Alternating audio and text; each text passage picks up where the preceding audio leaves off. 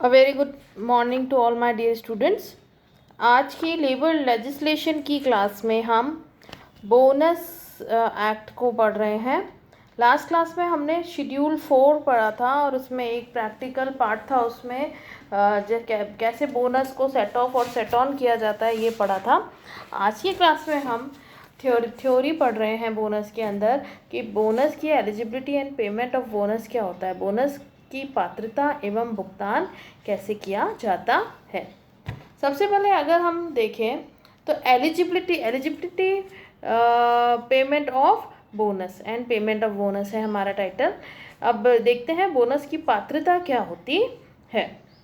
अब आप इसमें देखेंगे ध्यान से, प्रत्येक कर्मचारी किसी लेखा वर्ष में, ये देखिए, प्रत्येक कर्मचारी किसी लेखा वर्ष में अपने सेवायोजक से इस अधिनियम के अनुसार बोनस प्राप्त करने का अधिकार उसको होता है यदि उसने उस वर्ष में उस संस्था में कम से कम 30 दिन कार्य किया है तो। ठीक है, अब इसमें कर्मचारी को ये शर्तें पूरी करनी होती है। ये इम्पॉर्टेंट है आपके एग्ज़ाम पॉइंट ऑफ व्यू से। क्या शर्तें हैं? सबसे पहले, यदि वह बोनस अधिनियम के अधीन आने वाले प्रतिष्ठान का कर्मचारी है। सेकंड, यदि उसका वेतन 21,000 प्रतिमाह से अधिक नहीं है तो उसे बोनस मिलेगा। यदि उसने संबंधित लेखा वर्ष में प्रतिष्ठान में कम से कम 30 दिन कार्य किया है और यदि वह इस अधिनियम के प्रावधानों के अनुसार उसे डिसमिस जॉब से करने के कारण उसके बोनस को कहीं पर भी उसको बोनस के लिए अयोग्य नहीं माना गया है।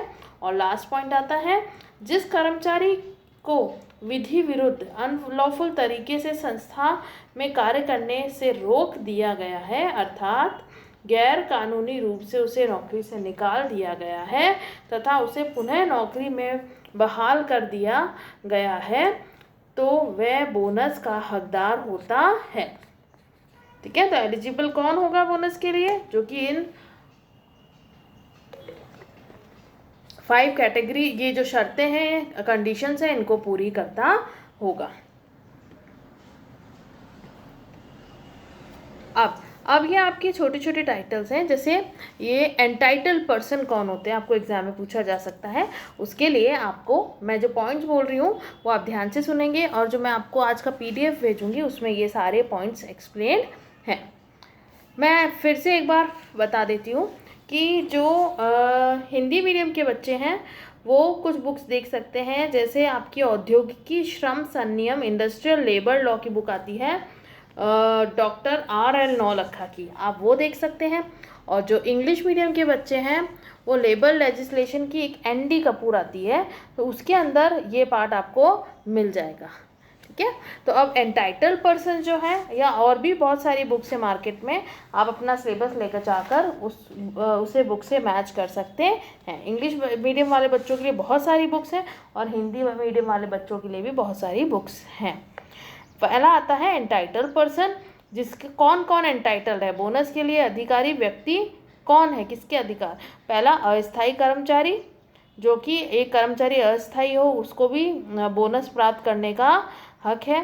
पार्ट टाइम कर्मचारी, अंशकालिक कर्मचारी जिसे अपन बोलते हैं, उसे भी बोनस प्राप्त करने का हक है। थर्ड आता है हमारा मौसमी कारखाने में अगर कोई कर्मचारी कार्य कर रहा है, ये जो मौसमी कारखाने होते हैं जिसमें कुछ लिमिटेड पीरियड के लिए कार्य चलता है, तो उनको प्रपोर्शन में जितने उन्होंने काम करा है उसके अकॉर्डिंग उनको बोनस दिया जाता है और उनका हक है। नेक्स्ट, छटनी शुदा कर्मचारी, जिसको हम बोलते हैं रिट्रेंच कर्मचारी, उसको भी हक है कि वह बोनस प्राप्त करें। नेक्स्ट है पदच्युत तथा निलंबित कर्मचारी, अगर आपने किसी व्यक्ति को सस्पेंड कर दिया है या उसको डिसमिस कर दिया है और उसे पुनः सेवा में बहाल कर दिया है तो और पिछले वेतन या मजदूरी के भुगतान दिया है और बोनस प्राप्त करने का उसको बिल्कुल हक होता है। परिवेक्षाधीन व्यक्ति, जो प्रोबेशनरी होते हैं, जिनको स्टार्टिंग में जॉब के कुछ साल रखा जाता है फिर उनको परमानेंट किया जाता है, उसको वो भी एलिजिबल है। मात्रानुपाती कर्मचारी, जिसको हम बोलते हैं पीस रेट वर्कर, जो कि पीस जितना प्रोडक्शन उन्होंने काम किया है उनको मात्रा के अनुसार कार्य जो मजदूरी दी जाती है उनको भी पूरा हक है कि वो बोनस प्राप्त करें। नेक्स्ट है ठेकेदार के माध्यम से नियुक्त अगर कर्मचारी हैं तो उनको भी बोनस प्राप्त करने का हक है। और लास्ट आता है कारखाने में उपस्थित होकर कार्य करने का विलंब कर दिया अगर किसी कर्मचारी ने, तो भी उसे बोनस प्राप्त करने का हक होता है। So these are the entitled person who has a right to get bonus और who are eligible for getting bonus. Next आता है हमारा डिस्क्वालिफिकेशन फॉर बोनस। डिस्क्वालिफिकेशन के छोटे छोटे क्वेश्चन हैं, हो सकता है आपको एंटाइटल पर्सन या डिस्क्वालिफिकेशन एक साथ पूछ ले, तो आपको उसके अकॉर्डिंग प्रिपेयर करना है। डिस्क्वालिफिकेशन ऑफ बोनस की अगर हम बात करें कि बोनस के लिए अयोग्यता कब हो जाती है, यदि किसी कर्मचारी को निम्नलिखित में से किसी भी कारण से नौकरी से बर्खास्त या पदच्युत डिसमिस कर दिया जाता है तो उसे बोनस प्राप्त करने का अधिकार नहीं रहता है। ठीक है, तो वो कारण क्या हो सकते हैं? पहला, कपट करने पर, ठीक है, उसने फ्रॉड किया है। सेकंड, संस्था के परिसर में रहते हुए दंगाकारी व हिंसात्मक व्यवहार करने पर। और थर्ड आता है संस्था में किसी भी संपत्ति को चुराने, दुरुपयोग करने या तोड़फाड़ करने पर। ठीक है, हमें ये भी ध्यान देना है कि यदि कोई कर्मचारी सेक्शन 9 धारा 9 में वर्णित उपयुक्त कारणों से ये जो अभी थर्ड पॉइंट ऊपर मैंने आपको सुनाया है, तो इन कारणों से सेवा से बर्खास्त कर दिया गया हो तो बोनस पाने का वह के लिए वो अयोग्य हो जाता है।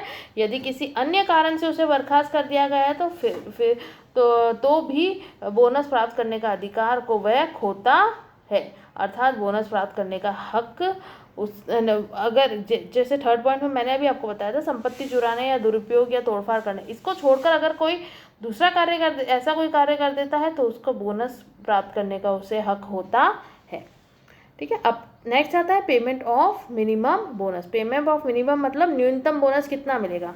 सबसे पहले अगर किसी कर्मचारी ने 15 वर्ष या अधिक आयु के कर्मचारी को 15 वर्ष या अधिक आयु के कर्मचारियों को मिनिमम बोनस तो हमें देना ही पड़ता है 8.33% उसकी मजदूरी का, या जो भी अधिक हो उसे हमें चुकाना पड़ता है। नेक्स्ट है 15 वर्ष से कम आयु वाले कर्मचारी की दशा में न्यूनतम बोनस, जो मिनिमम बोनस जो होगा वो 8.33% या 60 जो भी अधिक होगा वो उसे चुकाने के लिए जो सेवा आयोजक है वो बाध्य होता है। आवंटन योग्य अधिकाय ना होने पर भी न्यूनतम बोनस, अगर आपके पास एलोकेबल सरप्लस नहीं है तो भी आपको मिनिमम बोनस तो देना ही होता है। नेक्स्ट, न्यूनतम बोनस राशि में अनुपातिक कमी। अगर किसी व्यक्ति ने पूरे समय कार्य नहीं करा है, ठीक है, पूरे कार्य दिवस उसके नहीं होते, तो उसको जितने दिवस उसने कार्य करा है उसके अकॉर्डिंग मिनिमम बोनस पे किया जाता है। नेक्स्ट आता है इसके अंदर पेमेंट ऑफ मैक्सिमम बोनस, जिसको हम बोलते हैं अधिकतम बोनस का भुगतान। अधिकतम बोनस की जो राशि है वो आप ध्यान से सुनिए, वो 20% होती है। यह राशि उसके वेतन या मजदूरी के 20% से अधिक नहीं हो सकती है। और जो बोनस की गणना के लिए अधिकतम वेतन राशि जो है, जो हम मैक्सिमम इसकी मजदूरी की जो राशि देखते हैं, वेजेस की जो राशि देखते हैं, वो क्या है, यदि किसी कर्मचारी की मासिक वेतन मजदूरी 7,000 अथवा समुचित सरकार द्वारा अनुसूचित रोजगार या कार्य के लिए निर्धारित न्यूनतम मासिक मजदूरी से अधिक है तो उस कर्मचारी के वेतन या मजदूरी 7,000 प्रतिमाह या समुचित सरकार द्वारा जो भी मेंशन्ड है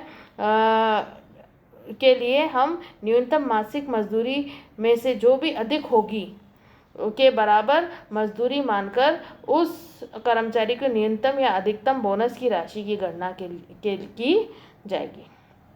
ठीक है, तो हमें क्या करना है, जो भी इसकी सीमा अभी मैंने आपको बताई थी 21,000 से ऊपर प्राप्त अगर कोई वर्कर कर रहा है तो उसको, या कर्मचारी कर रहा है तो वो बोनस के लिए एलिजिबल नहीं होता है। तो 21,000 से उसकी नीचे मासिक मजदूरी होनी चाहिए। नेक्स्ट है हमारी इसकी डिडक्शन फॉर पेमेंट ऑफ, ये हो गया।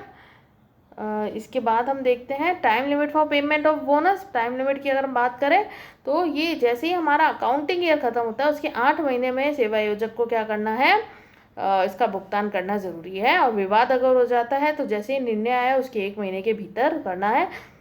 और समुचित सरकार या प्राधिकारी द्वारा बढ़ाई गई अवधि, अगर वो जो अवधि बढ़ा देते हैं, अगर वो तो वो 2 वर्ष से ज़्यादा नहीं हो सकती है अवधि, तो उसके भीतर भीतर हमें देना होता है।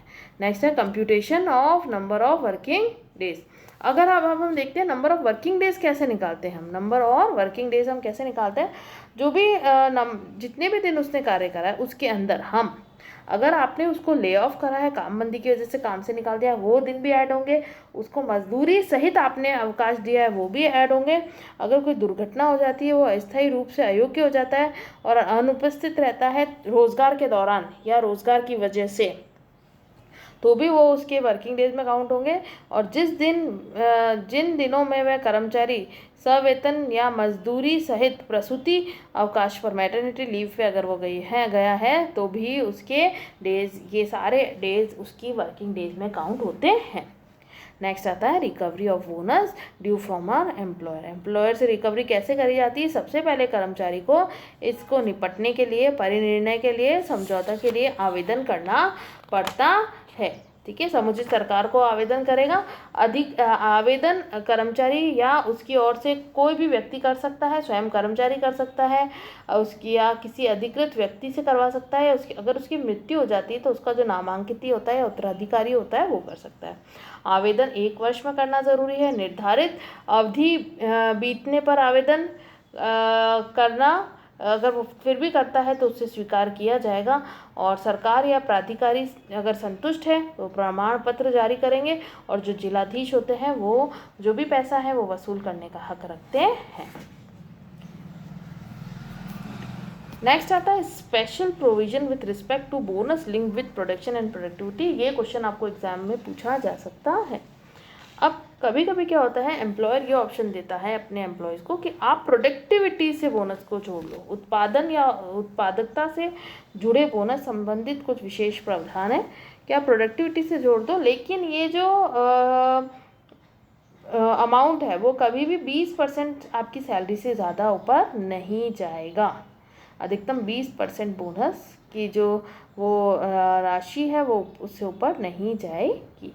पहला देखते हैं, उत्पादन या उत्पादकता से जुड़े बोनस प्राप्त करने का अधिकार। यदि कर्मचारियों ने सेवा आयोजक से कोई ऐसा समझौता किया है जिसके अनुसार वह इस अधिनियम के अनुसार देय बोनस के स्थान पर उत्पादन या उत्पादकता से जुड़ा वार्षिक बोनस प्राप्त करेंगे, तो वह कर्मचारी उस समझौते के अनुसार देय बोनस प्राप्त करने का अधिकार रखते हैं। नेक्स्ट, इसमें 3 पॉइंट्स हैं। सेकंड पॉइंट आता है न्यूनतम बोनस छोड़ने के समझौता जो होता है वो व्यर्थ हो जाता है।